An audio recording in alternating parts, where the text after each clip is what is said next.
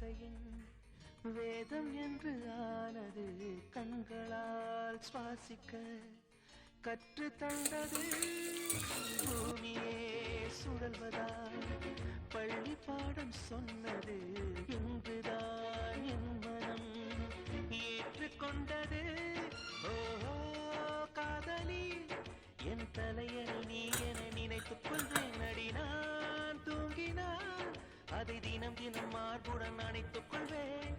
கோடை கால பூங்காற்றா எந்த வாழ்வில் வீசினா என்ன இதுவோ என்னை சுற்றியே புதிதாய் ஒளிவட்டும் கண்கள் மயங்கி கொஞ்சம் படுத்தா கனவில் ஒரு சத்தம்.